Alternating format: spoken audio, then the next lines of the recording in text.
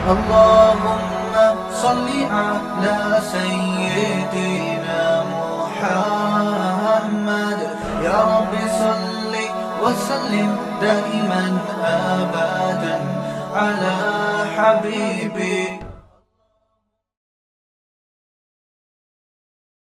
اللہ تعالیٰ نے ارشاد فرمایا کہ کیا یہ پرندوں کی طرف نہیں دیکھتے کیسے صفوں کو اپنے پروں کو پھیلاتے ہیں اور کیسے اپنے پروں کو بند کر لیتے ہیں. اس پر میں نے کافی تفصیل میں بیان کیا تھا کہ بھائی یہ خود بخود نہیں ہو سکتا. ایسی آج تک کوئی بے جان مشین خود سے وجود میں نہیں آئی, جاندار مشینیں کیسے آ سکتی ہیں. پھر میں نے جمعے کے بیان میں ایک اور مثال دی تھی کہ ایسی مشینیں وجود میں آئی ہیں جن میں محبت بھی ہے, جو محبت بھی کرتی ہیں نفرت بھی کرتی ہیں. بھائی کبوتر 12 گھنٹے انڈے پہ بیٹھتا ہے اور اس کی مادہ بھی 12 گھنٹے انڈے پہ بیٹھتی ہے, پھر وہ انڈے سے چوزا نکلتا ہے تو وہ دونوں مل کے اپنے بچوں کو پالتے ہیں. یہ مشین خود سے وجود میں آ گئی اور اس میں محبت کرنے والا دل بھی فٹ ہو گیا. یہ بات کسی پاگل سے پاگل کی عقل میں بھی نہیں آئے گی. لیکن جو ایتھیس لوگ ہیں, اللہ کو نہ ماننے والے, وہ بڑا ظلم کرتے ہیں کہ اتنی بڑی نشانی دیکھ کر بھی اپنے بنانے والے کا انکار کر دیتے ہیں, بڑا ظلم کرتے ہیں. یہ خود آٹومیٹیکلی نہیں ہو سکتا بھائی. جو چیز آٹومیٹک ہے نا وہ بھی خود سے نہیں ہے.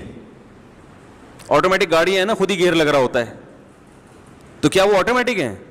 ان کو کسی نے سسٹم فٹ کیا ہے کہ آپ کو گیئر لگانے کی ضرورت ہے بھائی؟ نہیں ہے. اتنی اسپیڈ ہوگی تو خود بخود لگے گا. تو اس کا مطلب یہ تو خود سے ہے ہی نہیں.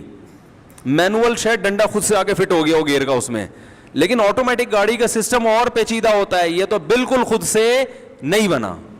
انسان جو ہے نا, ہماری باڈی, یہ مینول نہیں ہے, آٹومیٹک ہے. تو یہ تو خود سے بن ہی نہیں سکتی. آپ کہیں گے بھئی آٹومیٹک کیسے ہے, مینول کیوں نہیں ہے؟ مینول میں سب کام خود کرنے پڑتے ہیں نا یار. پھر وہ بس سمجھ مسئلہ خراب ہونا شروع ہو جاتا ہے. دیکھو میں ایک آپ کو بڑی دلچسپ بات بتاتا ہوں. میں ایتھیس کی واٹ لگاتا رہتا ہوں, لگاتا رہوں گا. پہلے عاملوں کے خلاف آیا تھا, آج کل تھوڑا ہاتھ ہلکا رکھا ہوا ہے عاملوں پہ, کیونکہ اب لوگ خود اویئرنیس پیدا ہو گئی ہے الحمدللہ لوگوں. اب لوگ خود ہی ان کو سمجھاتے رہتے ہیں بس کچھ بھی نہیں ہوگا. تو وجہ کیا ہے کہ جب تک اللہ نہیں آئے گا نا ہماری ڈکشنری میں, ہماری زندگی میں, تو کچھ بھی سمجھ میں نہیں آئے گا. یہ سب باتیں فضول لگیں گی. بد نظری سے بچنا, فحش فلمیں نہ دیکھنا ہے بھئی, عورت کو دیکھ کے نظر جھکا لینا, بالغ ہوتے ہی شادی جیسی حماقت کا کام کر لینا, پھر بچے پیدا ہونے دینا, اللہ پہ توکل کرنا, پھر ابا اماں کی خدمت کرنا, پھر رشتہ داری جوڑنے کی کوشش میں لگے رہنا کہ بھائی ناراض ہو گیا تو میں منا لوں, کوئی مسئلہ نہیں ہے, رشتہ داری جوڑنے کا اللہ نے حکم دیا ہے. تو یہ سارے کام خدا کے کہنے سے کر رہے ہیں. خدا کے وجود پر ہی پوری طرح اطمینان نہیں ہوگا تو یہ سارے کام فضول لگیں گے. یہی وجہ ہے کہ لبرل لوگوں کو مولویوں سے زیادہ فضول دنیا میں کوئی نہیں لگتا. ہائے ہائے ہائے, کیسے سمجھائیں بھائی. جو لبرل لوگ ہیں نا, زیادہ پڑھے لکھے, انہوں نے ہر چیز پڑھی ہوئی ہوتی ہے, فزکس پڑھی, کیمسٹری پڑھی,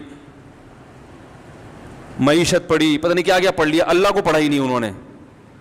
تو ان کو فزیشین بھی سمجھ میں آ رہا تھا, جو میڈیکل ڈاکٹر ہوتا ہے نا, جو ڈاکٹر ہوتا ہے میڈیکل, وہ ڈاکٹر بھی سمجھ میں آ رہا ہوتا ہے ان کو, ایک سائنٹسٹ بھی سمجھ میں آ رہا ہوتا ہے, ان کو مولوی سمجھ میں آ ہی نہیں رہا ہوتا. کہ نہیں پتہ نہیں کس قسم کی باتیں کرتے ہیں, قبر کی اور آسمان کے اوپر کی اور جنت دوزخ, مریں گے. ابے بھائی تو زندہ ہے, پہلے اس کا تو حل کرو مسائل. اور ان کو بھی سمجھ میں نہیں آ رہا ہوتا, اور عام مسلمانوں کو بھی سمجھ میں نہیں آ رہا ہوتا, اسی وجہ سے کہ وہ اسی سے متاثر ہے. سارا دن یونیورسٹیوں میں اسی قسم کے لوگوں سے واسطہ پڑتا ہے آپ کا. اللہ رسول کی بات ختم. سارا دن پڑھاتے رہیں گے, دنیا پڑھاتے رہیں گے. ٹھیک ہے, دنیا کو کس نے منع کیا پڑھنے سے؟ جس نے دنیا بنائی ہے اس کو بھی تو پڑھو نا. اس کو کس طرح سے پڑھتے ہیں, قرآن کا کیا حال کیا ہوا ہے. اس کو بس وہ مردوں کے ایصال ثواب کے لیے پڑھا جا رہا ہے. یہ نازل ہوا تھا زندوں کے لیے ہیں. دیکھو جو مر گئے نا ان کے بارے میں قرآن کہہ رہا ہے تلک امت قد خلت. ابھی میں انسان کا بتاؤں گا, مینول ہے یہ آٹومیٹک, یہ میں نے مثال دی, بھول نہ جاؤں. جو مر گئے نا, مر گئے, ان کے بارے میں قرآن کہتا ہے تلک امت قد خلت, یہ قوم ہے جو گزر گئی, چھوڑ دو. دیکھو بنی اسرائیل کے واقعات اللہ نے قرآن میں سنائے. انہوں نے حضرت موسیٰ کو یوں ستایا, پھر ایسے کیا, پھر ایسے کیا. پھر اللہ نے ایک فرمایا کہ ایسا نہ ہو کہ کہیں یہ بنی اسرائیل میں الجھ کے رہ جائیں, اسی کو موضوع بحث بنا لیں. بنی اسرائیل ایسے تھے, انہوں نے موسیٰ علیہ السلام کو ستایا تھا, وہ گائے نہیں ذبح کی ان کمبختوں نے کوہ طور پہ موسیٰ علیہ السلام نے بلایا, اللہ کی آواز سن کے بھی کمبختوں نے انکار. ایسا نہ ہو ان کا ٹاپک یہی ہو. اس لیے اللہ نے فرمایا تلک امۃ قد خلت, ایک قوم تھی جو گزر گئی. ہم ان کے واقعات اس لیے نہیں سنا رہے ایک ہسٹری بیان کرنے کے لیے کہ تمہاری نالج میں اضافہ ہو. گزر گئی وہ قوم. لہا ما کسبت, جو کمانا تھا انہوں نے کما لیا. وَلَكُمْ مَا كَسَبْتُمْ, تم زندہ ہو. ہم تم سے خطاب کر رہے ہیں, تمہارے لیے یہ واقعات بیان کر رہے ہیں کہ تم جو کرو گے اس کا بدلہ تمہیں ملے گا. تو اس قوم سے عبرت حاصل کر کے اپنی لائف کو درست کرو. پتہ چلا کہ قرآن مردوں کے لیے نہیں ہے, قرآن زندوں کے لیے. ایسا ہی ہے نا, تو زندہ آدمی کمبخت اس کو پڑھ ہی نہیں رہا, پڑھتا ہے تو وہ اختلافی مسائل میں یہ والی آیت سے فرقہ واریت ثابت ہو رہی ہے, یہ والی آیت سے. یہ جو اپنے مطلب کی آیتیں نا, جن سے مطلب ان کا نکلتا بھی نہیں ہے, کھینچ تان کے ادھر لے کے جا رہے ہیں ان آیت. میں نے جمعے میں پورا بیان کیا نا کہ وہ قرآن کہتا ہے کہ انہوں نے مختلف فرقے بنا لیے ہیں, تو وہ میں نے آیت کو ڈیفائن کیا. وہ فرقوں کا یہ مطلب نہیں ہے جو یہ لوگ بیان کرتے ہیں, اس سے مراد ہے جو آپس میں لڑتے ہیں لسانیت کی بیس پہ, قومیت کی بیس پہ. تو پڑھتے ہی نہیں ہے قرآن کو اس نیت سے کہ ہمارا ایمان تازہ ہو, اس نیت سے پڑھتے ہی نہیں ہیں. قرآن کو بالکل نیوٹرل ہو کے پڑھنا چاہیے, بالکل نیوٹرل ہو کے, پھر پتہ چلتا ہے کہ قرآن کیا کہہ رہا ہے. بعض لوگ کیا ہیں کہ ان پر ایک چیز مسلط ہو گئی, تو وہ جب قرآن کا درس دیتے ہیں نا تو وہ گھما پھرا کے ہر چیز کو وہیں لا رہے ہوتے ہیں. وہ اپنے نظریات یعنی گویا قرآن پہ تھوپ رہے ہوتے ہیں, پھر وہیں سے اخذ کر کے آپ پہ فٹ کر رہے ہوتے ہیں. تفسیر ابن کثیر ہے, بڑی زبردست تفسیر, وہ پڑھا کریں. جس کا قرآن سمجھنے کا ارادہ ہو تو کیا پڑھیں, اردو ترجمہ بھی ملتا ہے, بڑی خاندانی تفسیر ہے. اردو میں بیان القرآن ہے مولانا اشرف علی تھانوی کی, لیکن اس کی اردو اتنی گاڑی ہے کہ وہ علماء کی سمجھ میں آتی ہے, عام آدمی کی سمجھ میں نہیں آئے گی. اور ابھی حضرت مفتی تقی عثمانی صاحب کی آسان تفسیر آئی ہے, وہ بھی بہت سادہ اور بہت انگلش میں بھی ہے, اردو میں بھی ہے, وہ بہت صاف ستھری ٹو دا پوائنٹ بات ہوتی ہے. ورنہ تفاسیر بھی بڑی عجیب لکھی گئی ہیں, الٹی سیدھی, اور اس میں جو لکھنے والا ہے وہ اپنے جو نظریات ہیں نا اس کو فروغ دینے کے لیے وہ ہر آیت کو اسی حساب سے گھسیٹ رہا ہوتا ہے. تو خیر میں عرض کر رہا تھا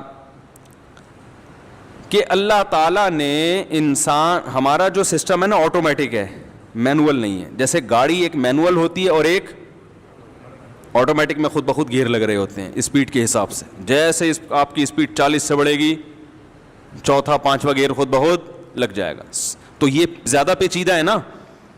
ارے ایک ہے وہ ڈنڈے سے آپ گیئر کو آگے گھماؤ, پہلا گیئر, پھر آپ نے کڑک کر کے پیچھے کھینچا دوسرا, تیسرا, اس میں کبھی غلطی بھی ہوتی ہے انسان سے. پتہ چلا جی میں تو مینول گاڑی بہت چلائی ہے نا میں نے, تو میں تو بعض دفعہ چوتھے اور پانچویں میں زیادہ فرق نہیں پتہ چلتا انسان کو, تو بعض دفعہ احتیاطاً دوبارہ سے پانچواں لگا رہا ہوتا ہے آدمی, کہ ایسا تو نہیں ہے تیسرا ہو اور ہم اس کو پانچواں سمجھ رہے ہوں. ہوتا ہے نا بھائی, ایسا نہ ہو کہ یہ تیسرا ہو ہم اس کو کیا سمجھ رہے ہوں, گاڑی کی واٹ لگ جائے, تیسرے گیئر پہ ہم بھگا رہے ہیں گاڑی اتنی.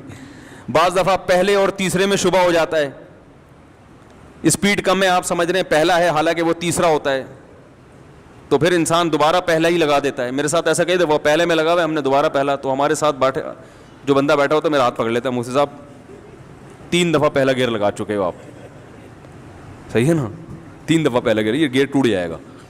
میں نے جب سب سے پہلے گاڑی خریدی نا, ایف ایکس تھی وہ, یہ بات ہوگی 2008 یا 9 کی, ایف ایکس خریدی تھی. میری بائک چوری ہوئی, میں نے کہا میں بائک کے بجائے ڈائریکٹ گاڑی پہ آؤں گا, ہمت مرداں مدد خدا. ہم نے کہا ایسی کی تیسی گاڑی لیں گے, تو 40,000 کی ایف ایکس خریدی قسطوں پہ. سوچو اس کا حال کیا ہوگا. ہم نے کہا تجربے کے لیے یہ ٹھیک ہے. 40,000 کی ایف ایکس خریدی, 3,000 روپے ماہانہ قسط تھی اس کی. لیکن جنہوں نے دیکھا نا کہ اتنی سستی, صرف 3,000, لیکن جب گاڑی دیکھ کے کہتے تھے تو کہتے تھے اتنی مہنگی. تو خیر بڑا دلچسپ قصہ ہے, ابھی سنانے کا نہیں ہے, موضوع رہ جائے گا. تو وہ ایسی تھی کہ اس کا میں ایک دفعہ گیئر لگایا تو دوبارہ لگایا تو وہ گیئر ہی میرے ہاتھ میں آ گیا.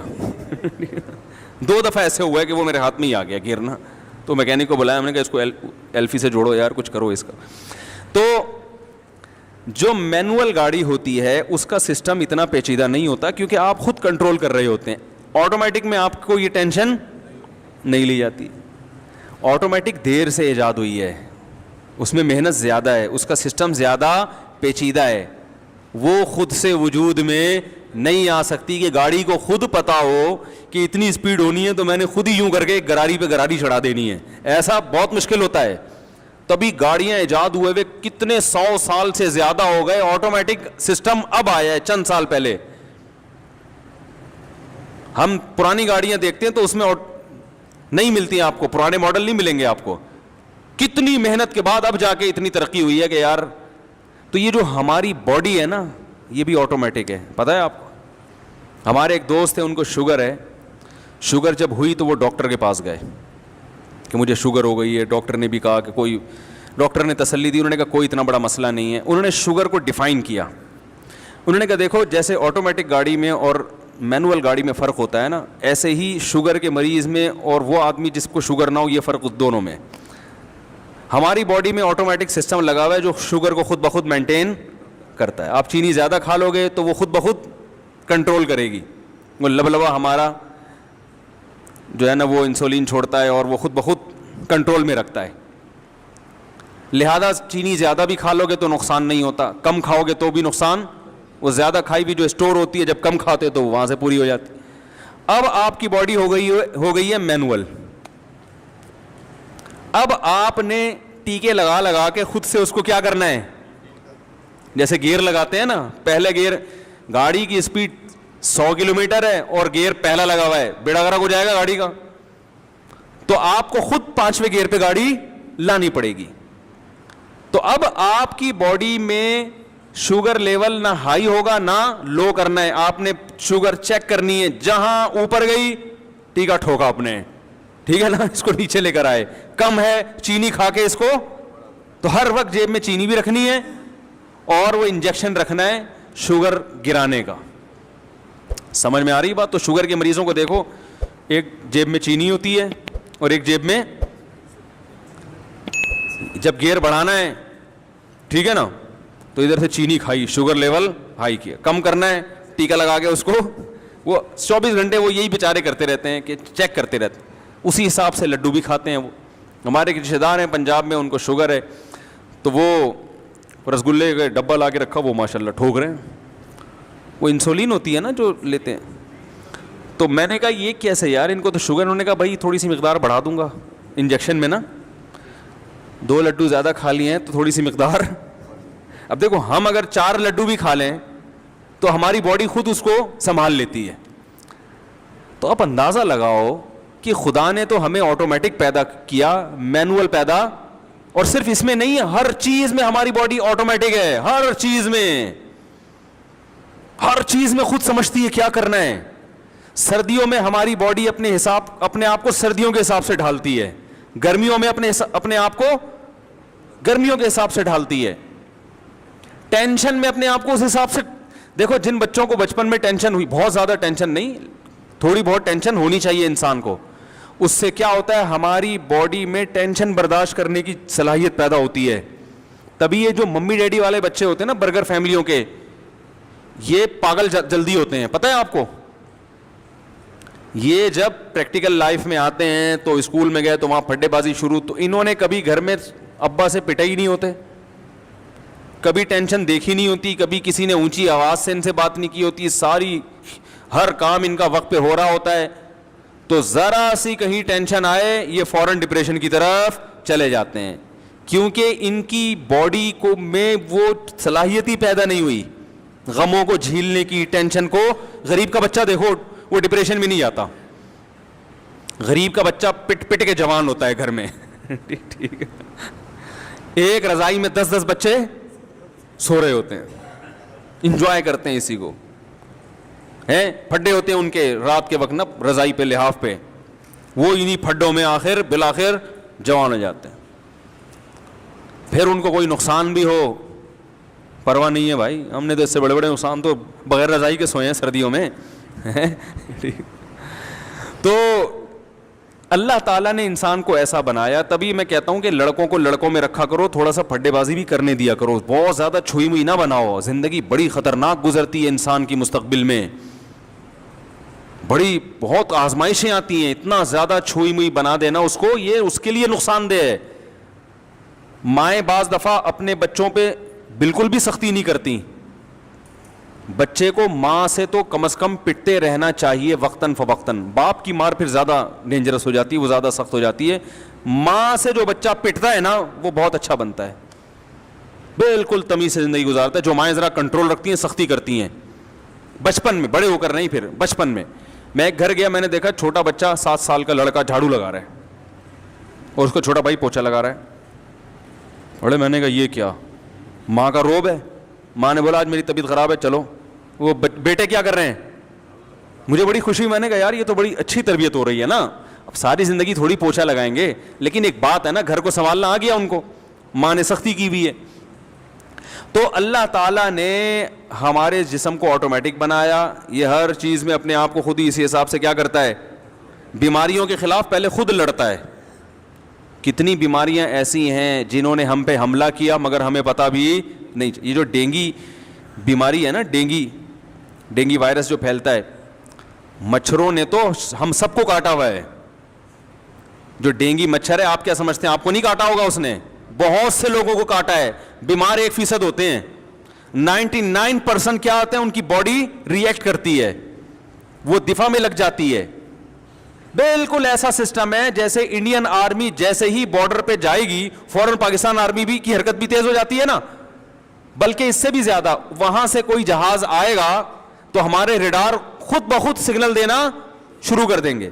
بالکل اللہ نے ہماری باڈی کو ایسا بنایا. ادھر سے جراثیم حملہ کرتے ہیں, ان جراثیم سے فائٹ کرنے والے جراثیم خود گنے توپے لے کے پہنچ جاتے ہیں لڑائی کرنے کے لیے. حقیقت ہے یہ, اکثر جیت جاتے ہیں, کبھی کبھار ہار جاتے ہیں.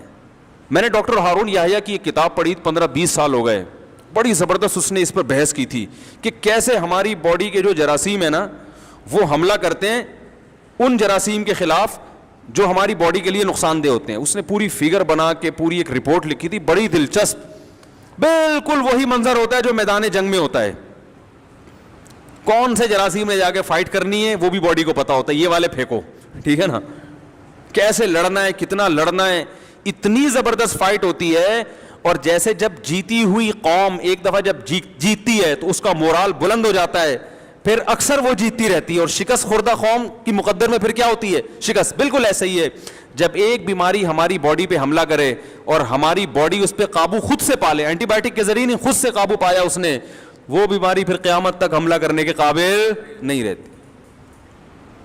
کیونکہ وہ جراثیم ایک دفعہ فائٹ کر کے اتنے پاورفل ہو چکے ہوتے ہیں کہ وہ کہتے ہیں, وہ آستین چڑھا کے بیٹھے رہتے ہیں, بولتے ہیں بھائی کوئی اور جراثیم آ جائے, جو الگ ملک کی فوج آ جائے لڑنے کے لیے, اس ملک کی فوج اب دوبارہ ہم سے لڑنے کے قابل, وہ کوئی اور بیماری حملہ کر دے گی, یہ والی نہیں کرے گی حملہ.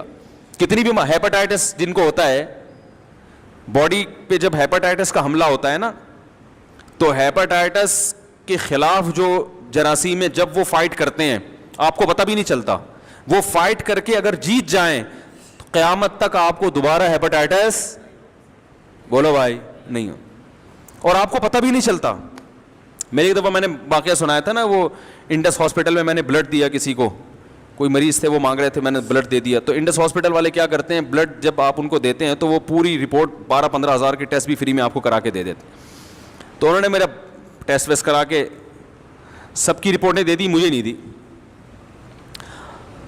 ہم فون کر رہے ہیں بھائی ہماری بھی رپورٹیں دے دو. انہوں نے کہا بڑی کوئی ڈینجرس رپورٹ آئی ہے, کوئی خطرناک رپورٹ آئی ہے. تو ہم نے انا للہ و انا الیہ راجعون احتیاطاً, ہم نے کہا یہ بتا نہیں رہے شاید, تو بھائی سارے قرضے ورضے جو بھی جس کا لینا دینا ہے, جو بھی حساب کتاب ہے بھائی, اور تیار. ہم نے کہا یار یہ کچھ خطرناک رپورٹ آئی ہے جو یہ چھپا رہے ہیں کہ بھائی مفتی صاحب کہیں ڈر نہ جائیں یا کوئی پریشان نہ ہو جائیں, چھوٹے چھوٹے بچے ہیں. تو یہ سب چیزیں سوچ کے, کیونکہ رپورٹ دے نہیں رہے اور بتا رہے ہیں کہ یار کچھ مسئلہ ہے. تو خیر جی, ہم نے تو انا للہ و انا الیہ راجعون پڑھ لی. ہم نے کہا اب ظاہر ہے خیال آتا ہے یار تو پھر اپنے آپ کو تسلی بھی دے رہے ہیں, ہم مر جائیں گے نا, کیا ہو گیا, مر جائیں گے نا. اچھا پہلے پتہ چل گیا, توبہ استغفار اور جو ہے نا ایک آخری 4 شادیوں پہ زبردست بیان کر کے مر جاؤں گا, کوئی مسئلہ نہیں. ابھی تو ڈر ہوتا ہے, عورتیں پریشان ہوتی ہیں, لوگ ملامتیں کرتے ہیں, تو مر جائیں گے تو جو مرضی کرتے رہو بھائی تم. تو میں نے کہا کوئی مسئلہ نہیں, آخری بیان میرا غیرت کے تانے دوں گا, بغیرت معذرت کے ساتھ کہ تمہیں شرم نہیں آتی یار, اتنا ہو گیا بولتے ہوئے اب تو میں نے کہا یہ کر گئے اور روحانی عاملوں کی طبیعت سے دھو گے نا ان کو, جو میرے جن کو میں سمجھتا ہوں معاشرے کی ضرورت ہے. وہ خیر انہوں نے پھر رپورٹ دی. انہوں نے کہا بھائی مسئلہ یہ تھا کہ وہ یہی ہوا تھا کہ آپ پہ ہیپاٹائٹس کا حملہ ہوا تھا, لیکن وہ اللہ کا شکر ہے وہ آپ کی باڈی نے ہی وہ خود سے ایسی وہ چیزیں پیدا کی ہیں کہ وہ اس کو دبا دی. انہوں نے کہا اب آپ کو مبارک ہو, انشاءاللہ آپ پہ ہیپاٹائٹس کا حملہ کبھی بھی انشاءاللہ نہیں ہوگا, آپ کی باڈی میں دفاع اتنا پیدا ہو گیا ہے کہ وہ آپ پہ نہیں ہوگا انشاءاللہ. تو کہہ رہے وہ یہ تھا ذرا ہمیں اس میں دیر لگ رہی تھی اس لیے. اب دیکھو مجھے تو پتہ ہی نہیں کب حملہ ہوا ہے. جیسے آپ جب گاڑی کی سپیڈ بڑھاتے ہو تو آپ کو نہیں پتہ چلتا کہ چوتھا کب لگ رہا ہے اور 5واں گیئر کب لگ رہا ہے, بلکہ اس میں پھر بھی تھوڑا سا اندازہ ہو رہا ہوتا ہے. جو آٹومیٹک گاڑی ہے نا, جب اسپیڈ بڑھتی ہے تو ایک دم ہلکی ہو جاتی ہے گاڑی اس سے, لیکن یہاں تو اتنا بھی ایسا آٹومیٹک سسٹم ہے کہ رپورٹ سے پتا چلا کہ بھائی حملہ ہوا اور باڈی نے اس کا دفاع بھی کر لیا. ہمیں تو نہ حملے کا پتا چلا بھائی کب ہیپاٹائٹس کا مجھ پہ حملہ ہوا اور کب باڈی نے اس کے خلاف فائٹ کر کے اس پہ قابو پایا. ہمیں تو یہ رپورٹ نہ آتی تو قیامت تک پتا بولو بھائی نہیں چلتا. انہوں نے کہا آپ کو نہیں ہوگا انشاءاللہ, اور نہ آپ کوئی جھوٹا پیا آپ کا اس کو بھی نہیں ہوگا. انہوں نے کہا یہ ایسے نہیں لگتی, یہ خون سے لگتی ہے بیماری. انہوں نے کہا لیکن آپ نے بلڈ کسی کو دیا اور اس کی باڈی میں یہ جراثیم جائیں گے اور اس کی باڈی نے اگر فائٹ نہیں کر سکا تو اس کو ہو جائے گا, اس لیے آپ ساری زندگی کسی کو بلڈ نہیں دے سکتے, بس یہ پابندی ہے آپ پر, اور کوئی پابندی نہیں ہے. ہم نے کہا چلو عزت رہ گئی, ورنہ ہر دوسرے دن کو ایسا بلڈ چاہیے نہیں دو تو لوگ بولتے ہیں کہ یار ادھر بیان کرتے ہیں انسانیت کی خدمت ہے. تو ایسے تو میرا بلڈ کوئی نہیں لے رہا, لیکن ویسے جو میرا بلڈ چوستے ہیں نا لوگ, وہ بالٹیاں بھر بھر کے. ابھی ایسے ہی عصر کے بعد ایک صاحب آئے ملنے کے لیے, وہ گئے ہیں, دوسرے آگے بیٹھ گئے, وہ ابھی گئے نہیں ہے, تیسرے آگے بیٹھ گئے. ابے بھائی کس کس سے کیسے ملے یار, آدمی اللہ کے بندو تھک جائے گا. اس طرح سے الحمدللہ چوس رہے ہیں خون. تو بھائی ایسا نہ ہو کہ لگ جائے کچھ, ٹھیک ہے نا, بددعا نہ لگ جائے کم از کم. تو میں جو اصل بات بیان کر رہا ہوں, ایسے بہت ساری چیزیں ہوں گی, آپ کے ساتھ بھی ہو سکتا ہے ہوا ہو, کوئی اور بیماری نے حملہ کیا ہو لیکن آپ کی باڈی اس پہ. تو وہ جو ڈاکٹر ہارون یحییٰ تھے نا, انہوں نے بڑی زبردست بات کی. انہوں نے کہا 24 گھنٹے جراثیم ہم پہ حملہ کر رہے ہیں, 24 گھنٹے, اور 24 گھنٹے ہماری باڈی کے جراثیم ان سے لڑ رہے ہیں, اور ایک محاذ پہ نہیں درجنوں محاذوں پہ لڑ رہے ہیں. ہر وقت کی جنگ ہے یہ. یہی وجہ ہے کہ جیسے ہی ہماری ڈیتھ ہوتی ہے فوراً ہماری باڈی سڑنا شروع. کیوں؟ اس لیے کہ اب جب باہر کے جراثیم حملہ کرتے ہیں تو اندر کے جراثیم حملہ کرنے کے قابل نہیں رہتے. 24 گھنٹے میں لاش سے سڑی ہوئی بدبو آنا شروع ہو جاتی ہے. تو وہ جو لاش خراب ہوتی ہے نا, جو جرمز حملہ کرتے ہیں وہ اب بھی کر رہے ہیں, لیکن ابھی ہم خراب بولو نہیں ہو رہے. وہ اب بھی کر رہے ہیں, جو ہمارے گوشت کو سڑانے کی فکر میں لگے ہوئے ہیں, گوشت کو کھانے میں لگے ہوئے ہیں, سڑانے میں لگے ہوئے ہیں, ہر چیز کو خراب کرنے میں لگے ہوئے ہیں. لیکن ابھی کیا ہے, وہ جتنی پاور سے حملہ کر رہے ہیں ہماری باڈی بھی اتنی, جو اس میں ریزسٹنٹ پاور ہے وہ اس سے بھی زیادہ ہے. وہ ہماری باڈی کے جراثیم توپیں لے کے مقابلہ. جس دن ہم مرے تو ہمارے جراثیم بھی ہمارے ساتھ ان کی توپوں سے بھی وہ بھی مر گئیں. تو دیکھو 24 گھنٹے نہیں لگتے سڑنے میں انسان. 24 گھنٹے میں اللہ بتاتے ہیں یہ ہے تو اصل تو تیری اوقات یہ. تو میں نے اندر جراثیم ڈالے ہوئے تھے فائٹ کرنے کے لیے, ان کو بارود دیا ہوا تھا, دھاڑ دھاڑ آپس میں کیا ہو رہی تھی, فائرنگ ہو رہی تھی. جیسے اللہ نہ کرے ابھی 1000 کلومیٹر پہ آرمی ہے, وہ اگر بارڈر چھوڑ دے تو کتنا ٹائم لگے گا انڈیا کو گھسنے میں. 24 گھنٹے میں ملک کا بیڑا ایسا ہی ہے نا, بیڑا غرق ہو جائے گا ملک کا. تو ہر وقت کی فائٹ ہو رہی ہے, ہمیں نہیں پتا ہے, بارڈر پہ سب کچھ ہر وقت وہ ادھر روک کے رکھے ہیں انہوں نے, ادھر ہمارے والوں کو روکا ہوا ہے. بالکل ایسے ہی, اور وہ تو مینوئل ہے, آٹومیٹک نہیں ہے, وہاں تو باقاعدہ فوجیں بھیجی جاتی ہیں, بٹھایا جاتا ہے. اندر کا سسٹم اللہ نے بنا کے سافٹ ویئر ڈال دیے ہیں, آٹومیٹیکلی کام کر رہے ہیں, پتہ ہی نہیں چلتا. ادھر سے فلاں چھینکا, اس کے جراثیم گئے, ادھر سے ہماری باڈی نے اس کو باہر نکال دیا یا مار دیا, جان سے مار دیا اس کو. ایسا خاندانی سسٹم اللہ نے بنایا ہے. اور یہ بھی عجیب بات میں آپ کو بتاؤں, دیکھو آپ نے دیکھا ہوگا کچھ لوگ بہت اچھا کھاتے ہیں, شکل پھر بھی اچھی نہیں ہوتی معذرت کے ساتھ, ہیں کیا خیال ہے؟ کچھ بہت خراب کھا رہے ہوتے ہیں پھر بھی بہت, بال بڑے گھنے ہوں گے ان کے, چمک رہے ہوں گے.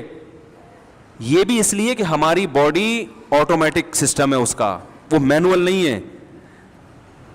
بالوں میں گندھک ہوتی ہے, سلفر ہوتا ہے, تو اب آپ نے بالوں کو خوبصورت بنانا ہے, فش میں ہوتا ہے نا یہ, تو فش آپ نے کھانا شروع کی, کیا سب کے بال خوبصورت ہو جاتے ہیں؟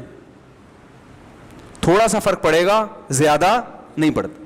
اور ایک آدمی ہے جو کریلے کھا رہا ہے صبح شام, بال اس کے, وجہ کیا ہے؟ یہ بھی اللہ نے باڈی میں نا آٹومیٹک سسٹم لگایا ہوا ہے کہ اللہ نے اس کو خوبصورت بنایا ہے, تو اس کی خوبصورتی کو مینٹین رکھنے کے لیے جن جن چیزوں کی ضرورت ہے, اور جہاں ضرورت ہے, روٹی جب ہم کھائیں گے تو باڈی وہ تمام چیزیں وہاں سے کھینچ کے اپنی اپنی جگہ پر اپنے ڈپارٹمنٹ میں خود بخود پہنچا دے گی. سمجھ رہے ہیں؟ وہ خالی روٹی پہ ہی بہت اچھے سیٹ ہوئے ہوتے ہیں, ٹھیک ہے نا. اور ایک آدمی مچھلی کھا کھا کے, مچھلی کے کیپسول کھا کھا کے پھر بھی گنجا ہے, وہ بال خوبصورت تو دور کی بات, اگ ہی نہیں رہے. فرق پڑتا ہے گولیاں کھانے سے, لیکن زیادہ نہیں پڑتا. گاڈ گفٹڈ جس میں, یعنی اللہ کی طرف سے جو گفٹ, قدرتی جو تحفہ ملا ہوتا ہے نا, وہ زیادہ مؤثر ہے اس میں. لمبے قد, چھوٹے قد, یہ سب آٹومیٹک سسٹم ہے. میری ایک چھوٹی بچی نا, وہ اس کے ٹونسلز تھے, بیمار رہنے لگی تھی, وہ خیر علاج ہوا اس کا, تو کھاتی بھی بہت کم تھی. میں نے ڈاکٹر سے کہا, میں نے اس کا قد نہ چھوٹا رہ جائے. ڈاکٹر نے کہا قد نہیں چھوٹا رہے گا. انہوں نے کہا یہ اللہ نے ایسا سسٹم بنایا جس نے لمبا ہونا ہے نا, وہ تھوڑا بھی کھائے گا وہ لمبا ہو جائے گا, وہ لمبا ہوگا. اور جو کمبخت, معذرت کے ساتھ کمبخت تو نہیں کہنے چاہیے, جو جس کو اللہ نے چھوٹے رہنے کے لیے بنایا ہے, وہ جائیدادیں بھی کھا جائے گا, وہ لمبا نہیں ہوگا. وہ اتنے کا, وہ ایک ٹھگنی عورت سے شادی ہو گئی نا, ایک آدمی کی ایک ٹھگنی عورت سے شادی ہو گئی, بچے اتنے نا, اب وہ بڑے ہی نہیں ہو رہے. وہ بھائی وہ ماں پہ چلے گئے تھے, ٹھیک.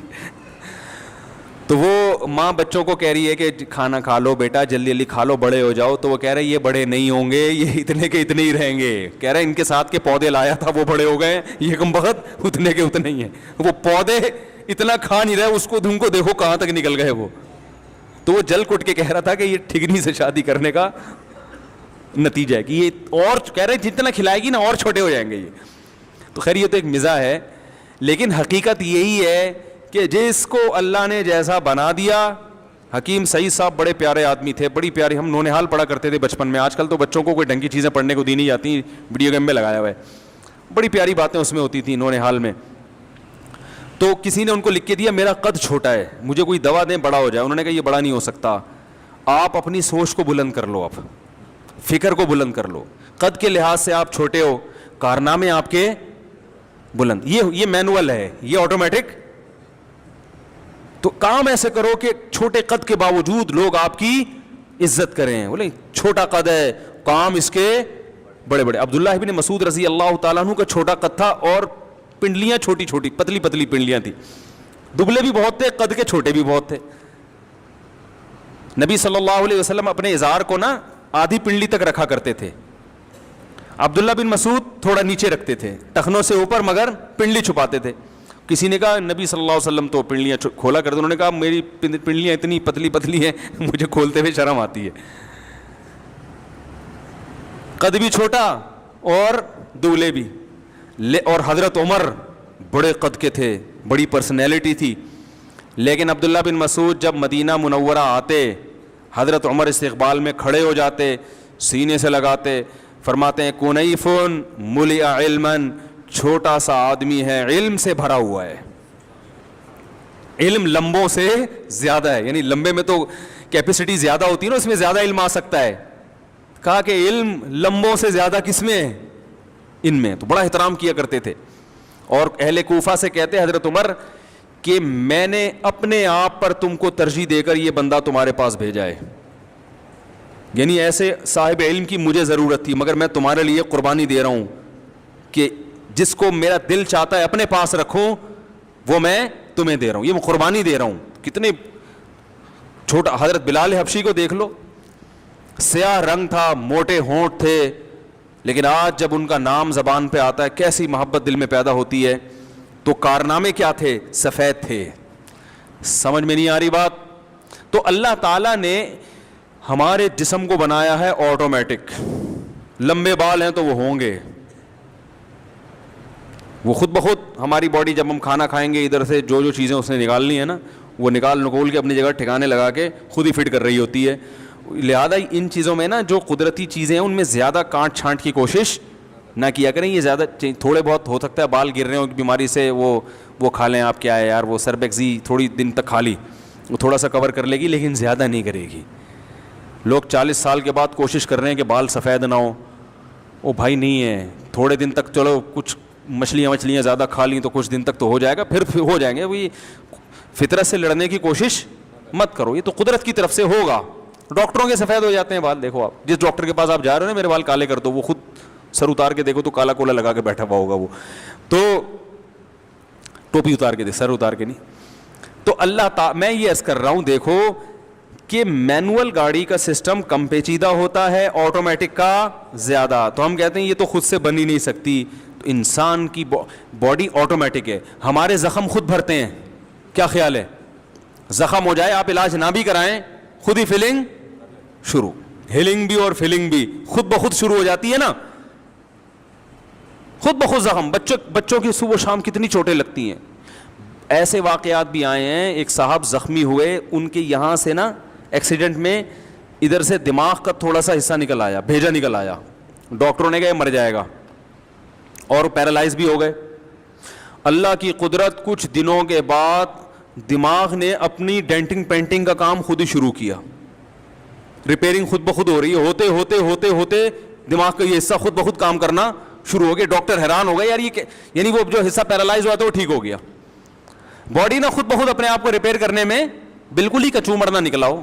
اب ظاہر ہے انگلیاں کٹ کے ادھر چلی گئیں, وہ ریپیئر ہو کے تھوڑی فٹ ہو جائیں گی. باڈی جس دن پریشان, جس دن کوئی زخمی ہوتی ہے اسی دن سے باڈی کے اندر خود بخود ریپیئرنگ کا کام شروع ہو جاتا ہے خود بخود. تو کیسا اللہ کا نظام ہے. بچہ پیدا ہوتا ہے ماں کی چھاتیوں میں آٹومیٹک دودھ آ جاتا ہے. تو بھائی یہ خود سے نہیں ہو سکتا. کیا خیال ہے بھائی؟ یہ خود بخود نہیں ہو سکتا, یہ ناممکن ہے.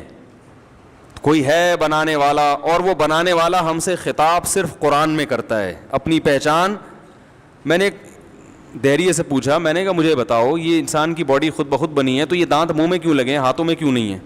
چبانے کے لیے یہاں ہوتے نا, ہم یوں روٹی چبا کے منہ میں لے جاتے. یہ یہیں کیوں اگ گئے؟ اس لیے کہ کھانے کا عمل زبان سے شروع ہوتا ہے نا, یہی اللہ نے چبانے کے لیے دانت بھی پیدا کر دی, اور کیسے ترتیب سے جوڑ دیے اس کو. زبان ان کے درمیان میں نہیں پھنستی, حالانکہ زبان اور زبان کی فٹنگ دیکھو دانتوں کے درمیان میں کیسے ہے. بولتی ہے تو کیسے گھومتی رہتی, لیکن دانتوں کے بیچ میں نہیں آ رہی. وہ بھائی تھوڑی سی لمبی ہوتی تو دانتوں کے بیچ میں, تھوڑی سی چھوٹی ہوتی تو تے نکالنے میں مشکل ہوتا. سے تے یہ الفاظ تو نکلتے ہی نہیں نا. کیسی زبردست زبان کی فٹنگ کی ہے, پورے دانتوں کے بیچ میں اس کو فٹ کر دیا, چاروں طرف دانت. لیکن جب ہم چباتے ہیں تو کبھی غلطی سے چب جائے تو الگ بات ہے, لیکن نارملی ہماری زبان دانتوں کے نیچے نہیں دبتی. تو یہ زبان یہاں کیوں فٹ کی ہوئی ہے بھائی؟ اس لیے کہ یہاں زبان سے لعاب خارج ہوگا, تھوک خارج ہوگا, جو ہماری جو لقمے کو ہضم کرنے میں مدد دے گا, اور یہی چبانے کا پروسیس ہوگا. چبانے کا پروسیس اگر باہر ہوتا تو پھر کھانا اس طرح سے ہضم نہیں ہوتا. او بھائی یہ خود بخود نہیں ہو رہا, اور ایک پورا سسٹم ہے ادھر نگلتا. دیکھو سانس کی نالی اور خوراک کی نالی بالکل ساتھ ساتھ ہیں. سانس لیتے ہیں تو وہ خوراک کی نالی میں نہیں جا رہا, اور روٹی کھاتے ہیں تو وہ سانس کی نالی میں نہیں جا رہی, بالکل اپنی جگہ پر, حالانکہ دونوں بالکل ساتھ ساتھ چپکے ہوئے ہیں. جیسے ہی ہم کھانا کھاتے ہیں الٹے بھی ہو جاتے ہیں تو کھانا نکلتا نہیں ہے. بھائی یہ پائپ ہے تو الٹا ہو کے نکلو نا, وہ ڈھکن خود بخود لگا دیا ہے اللہ تعالیٰ نے, آٹومیٹک سسٹم ہے. ادھر روٹی گئی, ادھر میدے کا منہ اوپر سے بند, وہ صرف جانے کے لیے کھلا ہوا, واپسی کے لیے نہیں کھلا ہوا وہ, ورنہ ہم جب الٹے ہوتے تو سب چیزیں باہر. اور کوئی بھی کسی کا الٹا ہو سکتا ہے, کیا خیال ہے بھائی؟ آپ کھانا کھایا, بچہ تو کھاتے ہیں اور کلا بازیاں کھا رہے ہوتے ہیں, تو پتہ چلا کلا بازیاں کھائیں وہ سارا منہ سے باہر. ایسا نہیں ہوتا, ایک نظام بنا دیا. تو بھائی یہ خود بخود نہیں ہو سکتا. اسی کو اللہ فرما رہے ہیں, پرندوں کی مثال دے رہے ہیں, اولم یروا الی الطیر, دیکھتے نہیں ان پرندوں کی طرف, صافات ویقبضن. پھر آگے اللہ کو جوش آیا, اللہ نے فرمایا افمن یمشی مکبا علی وجہہ, بھلا بتاؤ جو الٹے منہ الٹے راستے پہ چل رہا ہو وہ زیادہ صحیح ہے جو ان آیات اور ان دلائل کو دیکھ کر اپنا راستہ سیدھا کر لے. جسے بتایا جا رہا ہو کہ تیری منزل وہ ہے, وہ دیکھ سامنے وہ تیرا گھر ہے, وہ تیرے ابا کھڑے ہوئے ہیں, وہ تیرے اماں کھڑی ہوئی ہیں, وہ انتظار کر رہی ہیں, وہ تیرا گھر ہے, پیچھے جو ہے نا کھائی ہے گہری, نہیں جا. تو دلائل سے سمجھا دیا, وہ پھر بھی کہہ رہے ہیں میں پیچھے ہی جاؤں گا اور پاؤں سے چل کے نہیں الٹا ہو کے جاؤں گا. تو اللہ فرماتے ہیں اس سے بڑا بیوقوف دنیا میں کون ہو سکتا ہے؟ تو ہم یہی بیوقوفی والے کام کر رہے ہیں کہ اللہ اور اس کے رسول کا سیدھا راستہ چھوڑ کر گوروں کے پیچھے چل رہے ہیں, اور دلیل یہ دیتے ہیں کہ انہوں نے سوئی بنائی, انہوں نے جہاز بنایا, انہوں نے راکٹ بنایا. ابھی میرا